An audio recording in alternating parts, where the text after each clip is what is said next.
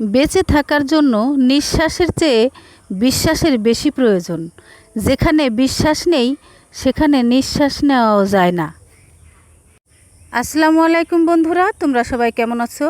আশা করি সবাই অনেক অনেক বেশি ভালো আছো। আমিও আলহামদুলিল্লাহ ভালো আছি। এই যে দেখো, বিকেলবেলা শাক তুলতে চলে এসেছি, সেচি শাক। আপনাদের ওখানে কি শাক বলে আমি জানি না, অবশ্যই কমেন্টে জানাবেন। আমি কয়েকদিন ধরেই আমি শাক তোলার জন্য সময় বের করতে পারছি না। আসলে শাক তোলা, রান্না করা ভারী একটা আলসেমি, খুব ঝামেলা মনে হয়। বিশেষ করে শাক আর ডাউল, এই দুটো জিনিস আমার রান্না করতে ভালো লাগে না, কিন্তু খেতে ভালো লাগে। ছেলের জন্য তো ডাউল রান্না করতেই হয়, ওর ডাউল খুব পছন্দ।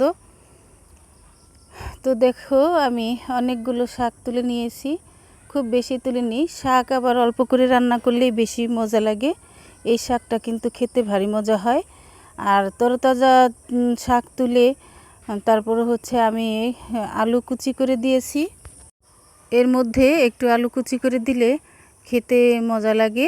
তারপরে শাকের পরিমাণ একটু অল্প করে নিয়েছি, আর অল্প করে একটা আলু কুচি কুচি করে কেটে দিয়েছি। তো প্রথমে চুলায় কড়াই বসিয়ে দিয়ে তেল গরম করে নিয়ে দুটো শুকনো মরিচ ভেঙে দিয়েছি। তারপরে পেঁয়াজ, রসুন আর কাঁচামরিচ কেটে রেখেছিলাম, সেটা এর মধ্যে দিয়ে দিয়েছি। এখন আলতো হাতে একটু হালকা হাতে ভেজে নেব।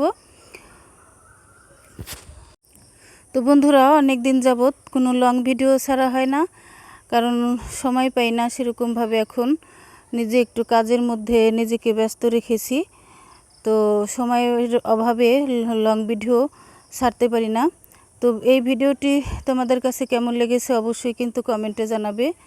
আর সেচি শাক খেতে কার কার পছন্দ, কার কার কাছে ভালো লাগে, সেটাও কিন্তু জানাতে ভুলবে না।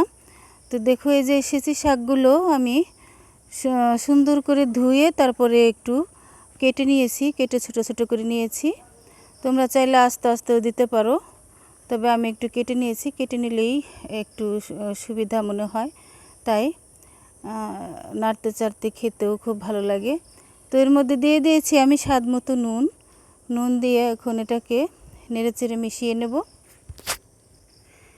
খাবারের মধ্যে শাক আমার ভীষণ প্রিয়, যে কোনো শাকই আসলে কিন্তু স্বাস্থ্যের জন্য খুব উপকারী শাক সবজি।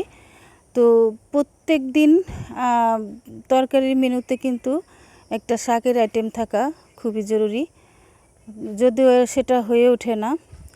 শাক ছোটোবেলায় খাওয়ার ভয়তে বাড়ি থেকে পলাইতাম, আর এখন সেটাই আমার প্রিয় খাবার হয়েছে। তো বন্ধুরা, ভিডিওটি তোমাদের কাছে কেমন লেগেছে অবশ্যই কমেন্টে জানাবে। তোমাদের কমেন্ট পড়তে আমার খুবই ভালো লাগে। আমি চেষ্টা করব তোমাদের প্রত্যেকটি ভিডিও কমেন্টের রিপ্লাই দেওয়ার জন্য। আজ তাহলে এ পর্যন্তই। আল্লাহ হাফেজ।